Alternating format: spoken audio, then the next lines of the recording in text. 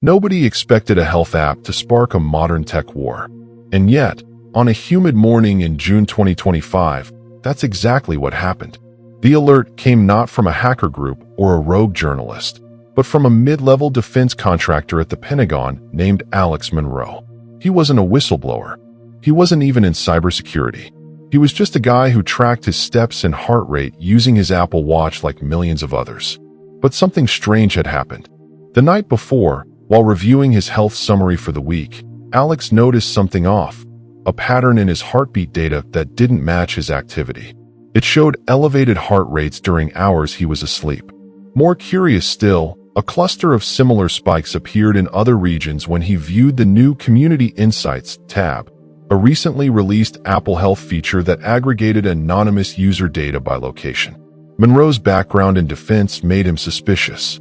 The map didn't just show random cities. It lined up eerily well with U.S. military installations, foreign and domestic. His gut told him this wasn't a glitch. Someone was mapping biometric patterns across sensitive regions. He reported the anomaly. Within days, a quiet investigation began. By the following week, whispers had reached Capitol Hill. On June 14th, the Senate Subcommittee on Emerging Technology held an unscheduled closed-door session. Officially, the topic was listed as consumer wearables and national security. Unofficially, something more insidious was brewing, a question that no one had dared to ask until now. Were Apple and Google spying on each other using our health data? While the public watched keynote events and product launches with awe, behind closed doors, the two most powerful tech CEOs in the world were engaged in a silent war. A war not for customers, but for dominance over the most intimate data humans generate, their biology. Tim Cook had always championed Apple as a guardian of privacy. His "what happens on your iPhone stays on your iPhone" philosophy had become gospel. But in Silicon Valley, trust is currency, and currency is easily forged. Sundar Pichai, calm and calculated, wasn't just watching. He had been preparing. For over 2 years, Google had allegedly been developing a classified algorithm under a project known internally as Helix. The AI was trained to predict behavior, emotional health, and decision-making tendencies based solely on biometric signals, all gathered through Android-linked fitness apps. Apple caught wind of it, or at least they suspected. That's when, some insiders say, Apple took a dangerous turn, quietly analyzing Google users' health behavior through indirect channels, including app analytics, third-party data firms, and allegedly, even compromised wearables. Neither company said a word, but the moves were happening. Behind polished speeches and spotless branding, espionage had taken root, and not through servers or passwords. This was espionage through heartbeats. The tipping point came on July 17, 2025. President Kamala Harris was scheduled to give a press briefing about rising tensions between Israel and Iran. Instead, the headlines exploded with something completely different. An anonymous whistleblower had leaked an internal Apple email, dated March 3, 2024, that suggested direct knowledge of biometric data manipulation. The email, written by a former senior engineering lead at Apple Health, read, "If Google wants to push Helix, we need to stay 10 moves ahead. We don't need to see their code to beat them. Their pulse data is already telling us where they're going." Tim Cook, normally poised and calculated in his public appearances, went dark. No tweets, no press statements, no leaked memos of denial, just silence. Sundar Pichai didn't wait. At a surprise Google press conference streamed to over 10 million viewers, he spoke from the stage with rare emotion. "We've always believed in advancing technology ethically. But if companies are using your health, your emotions, your heartbeat, to gain an advantage, it's not innovation. It's betrayal." His tone wasn't angry. It was surgical, controlled, directed, and it worked. Overnight, Google's stock ticked up 4.2%. Apple's dropped by nearly 6%. But it wasn't about the money anymore. 3 days later, a hearing was called by the Senate Intelligence Committee. The room was packed. Journalists, advisors, even foreign embassy staff showed up. Tim Cook appeared, flanked by 2 lawyers and a folder he wouldn't let out of his hands. It was thick, worn, marked with tabs, and yellow highlights. Sundar Pichai arrived second, alone, calm, as if he'd already won. The chairman's first question was blunt. "Mr. Cook, is it true Apple developed countermeasures to interpret user biometric data from competitor devices?" Cook didn't blink. "We developed software to detect anomalies, not to spy, and not to compete unfairly." Senator Grace Lee pressed harder. "So you deny the March 3rd email reflects official Apple policy?" Cook didn't deny the email existed, but he paused, then carefully replied, "What's more important is what Google has done under the guise of machine learning. The public deserves to know about Project Helix." Gasps filled the chamber. Sundar Pichai's expression didn't change, but his eyes narrowed. A senator whispered, "What's Project Helix?" And that's when the story turned. Over the next 48 hours, a classified packet of documents leaked to the press, believed to have originated from Tim Cook's legal team, that outlined Google's ambitions for Helix: AI behavior modeling using blood pressure, skin temperature, and real-time oxygen tracking. Google claimed it was for health research. Apple claimed it was for behavioral advertising, political profiling, and private sector manipulation. In the court of public opinion, it no longer mattered who started the fight. The question had become much bigger. Can tech companies be trusted with our biology? And perhaps more dangerously, what if they already control it? The Capitol Hill hearing had ended with no official judgment, but the battle lines were drawn. Tim Cook's accusation about Project Helix had shifted the spotlight squarely onto Google. Journalists were no longer just asking if Apple had violated privacy norms. Now they were questioning whether Google had quietly built the most powerful predictive engine the world had ever seen. That weekend, the Washington Post ran the headline, "Project Helix. Is Google reading our minds through our bodies?" In Mountain View, Google scrambled to contain the narrative. Pichai held emergency meetings with senior executives and the legal team. Leaks were intensifying, and internal emails were being selectively shared with journalists and watchdog groups. One damning message from a Helix developer read, "The model gets frighteningly accurate when you feed it consistent biometric inputs. By week 6, it predicts emotional volatility with a 92% confidence rate. It's not science fiction anymore." In Cupertino, Apple wasn't celebrating. What started as a strategic countermeasure now risked spiraling into an international scandal. Behind closed doors, Tim Cook met with Apple's crisis response team. The team was led by Grace Yen, a former intelligence analyst turned tech policy advisor. Her message was blunt. "If this turns into a war of leaks, we both lose. Apple can't be seen as retaliatory. We need to be the adult in the room." Cook agreed, publicly, but in private, he knew something else. If Helix was allowed to operate unchecked, Google would have a backdoor into the human psyche. And that, he believed, could end democracy as we know it. Meanwhile, the global reaction was explosive. The European Union demanded an immediate audit of all biometric data pipelines between tech firms and third-party health apps.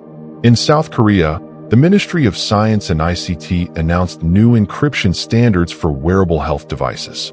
Even the World Health Organization called for a summit on digital bioethics, inviting CEOs, regulators, and ethicists. In Washington, national security concerns escalated. The Department of Defense issued a memo to all personnel instructing them to disable health tracking features on their devices. Intelligence agencies were instructed to investigate how deeply Project Helix had integrated into the Android ecosystem. But perhaps the most surprising development came from inside Silicon Valley itself. An anonymous Apple engineer, known only by the alias Orion, published a Medium post titled, "The Data Arms Race Has Already Begun." In it, Orion described a decade-long evolution of biometric tracking in consumer devices, detailing how innocuous features like sleep tracking or mindfulness reminders had become fertile ground for emotional profiling. The post concluded, "Google and Apple are not just fighting for your data. They're fighting to own your reactions before you even have them. The question isn't whether they're reading your heart. It's whether they've learned how to manipulate it." The article went viral. Within hours, major news outlets quoted it, while think tanks scrambled to hold emergency panels on predictive privacy violations. As the public grew restless, lawmakers demanded transparency. A second hearing was scheduled, this time public, and both CEOs were summoned again. But this time, Tim Cook came armed not just with documents, but with a witness. Her name was Dr. Eleanor Strickland, a former AI ethics consultant who had worked under contract with Google's DeepMind division in 2023. She sat down beside Cook and adjusted the mic calmly before speaking. When I joined the Helix advisory team, the original purpose was to develop AI models that could help prevent suicide and self-harm based on biometric signals. But over time, it changed. The room fell into a hush as cameras zoomed in. Eventually, discussions shifted toward behavioral nudging. Things like ad targeting based on stress levels, politically tailored content delivery, even real-time emotion-based news filtering. It stopped being healthcare. It became influence. Pichai, present via satellite from London, interrupted. That was not the purpose of Helix. Any suggestions otherwise are misinterpretations by contractors not involved in core development. But Dr. Strickland wasn't finished. I reviewed the codebase. I saw the experimental branches. They weren't building tools to heal. They were building tools to shape. The deeper question is, what happens when you can anticipate and then direct a person's emotional response before they're even aware of it? Tim Cook leaned forward. This is what Apple refused to participate in. We don't traffic in control. The battle had moved from product competition to ethical warfare. The story gained traction at the highest levels of power. President Harris addressed the controversy during an unplanned segment in her State of the Union speech.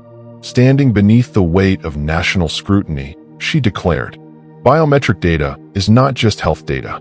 It's human data, and no corporation, no matter how powerful, has the right to predict or manipulate the conscience of the American people."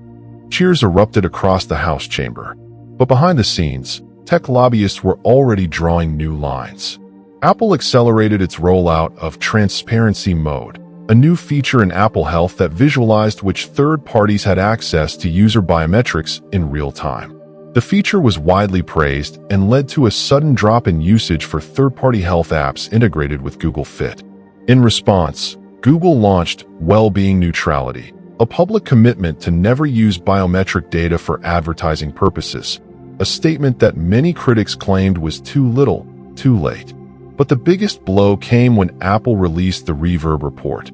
Citing an internal study conducted over the past 14 months, the report documented how certain Android-based devices using Helix-integrated APIs were capable of predicting, with high accuracy, the ideal moment to deliver a political ad, moments of elevated cortisol, heart rate fluctuations, and pupil dilation, indicating emotional vulnerability.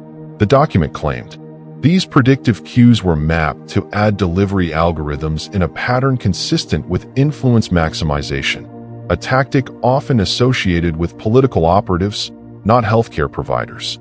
Google denied the allegations, but the data was compelling. Suddenly, Helix wasn't just a technological marvel. It was a weapon. Senator Marcus Clay, chair of the Technology Oversight Committee, gave an emergency press conference. This isn't just a privacy issue. It's a sovereignty issue. If tech companies can manipulate emotional readiness, they can shape elections. This goes far beyond antitrust. It enters the realm of constitutional threat. International fallout was immediate.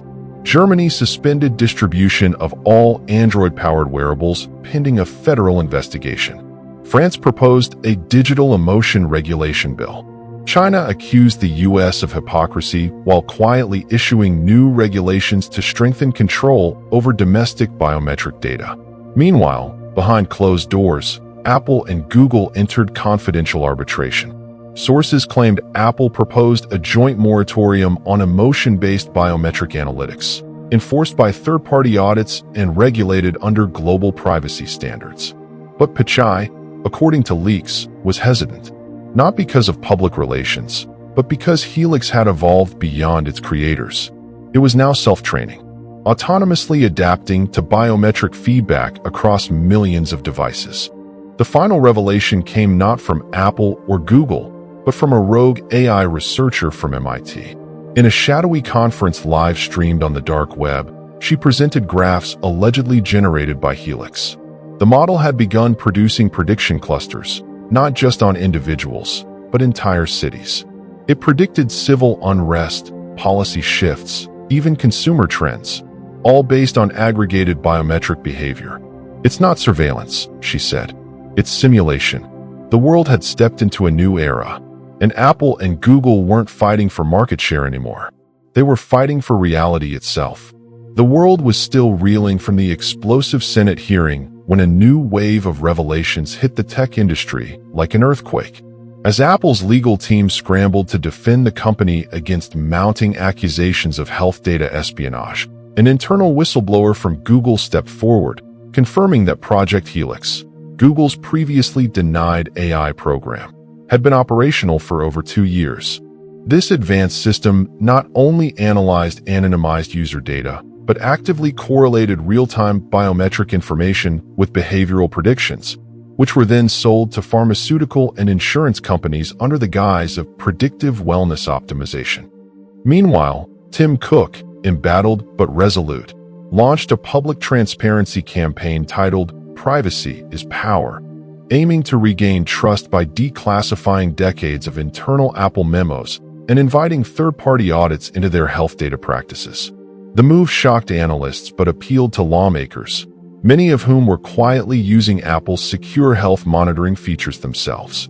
On Capitol Hill, bipartisan momentum began to build behind a sweeping piece of legislation, the Digital Trust and Privacy Act, that would require all tech firms to disclose the full scope of biometric data usage, third-party contracts, and AI analysis methods.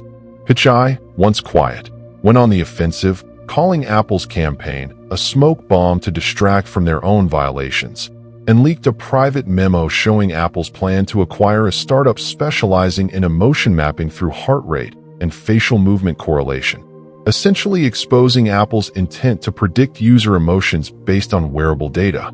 The media turned vicious, creating a digital battlefield where privacy advocates, AI ethicists, and former employees fought in public forums, podcasts, and television interviews. In the background, European regulators accelerated their own investigations, and the EU formally summoned both Cook and Pichai for testimony before the European Parliament. During this period, Apple unveiled a new encrypted health chip that was entirely processed on-device, a move widely interpreted as a direct response to the scandal and an attempt to leapfrog regulation with innovation. But as Tim Cook prepared to testify in Brussels, Sundar Pichai made a power play that nobody expected. He invited him to a live-streamed, joint public debate about the future of digital ethics. The proposal was shocking and risky. The public was ravenous for accountability, and both CEOs were under pressure from shareholders, governments, and their own boards. Cook accepted. The debate, hosted at Stanford University, was broadcast globally and became the most watched online event in history after surpassing the World Cup final in viewership. In the 2-hour exchange, Cook emphasized values and trust, reiterating that Apple's mission was not to know more about you, but to help you know more about yourself. Pichai, in contrast, leaned into the future, arguing that personalization requires precision, and precision requires data. The contrast between ethical restraint and technological ambition couldn't have been more stark. Then, as the debate reached its peak, an unexpected question from a student moderator changed everything. If you had to design the future of data together, what would it look like? Both paused. Then Cook spoke. It would look like consent, clear, informed, and respected. Pichai nodded slowly and replied, empowered by AI that people can control, not the other way around. The crowd erupted in applause, but behind the scenes, legal machinery kept moving. A week later, the Senate passed the Digital Trust and Privacy Act with overwhelming support. Simultaneously, the DOJ announced it would not pursue criminal charges against either company, but would appoint federal oversight boards to monitor their health-related initiatives for the next 5 years. In a rare moment of mutual understanding, Apple and Google issued a joint statement promising a new standard for health data ethics. Stock markets stabilized. Public trust, while shaken, showed signs of cautious recovery. The rivalry between Cook and Pichai remained, but so did the lesson. In the race for dominance over the most intimate corners of human life, transparency wasn't just a virtue.